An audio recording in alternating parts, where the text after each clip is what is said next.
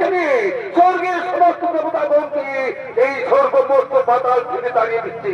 তাই দাদা, চলো দাদা, ওই বুড়া দুঃখকে, ওই বুড়া দুঃখকে একটু ভাই দিলে পরিব।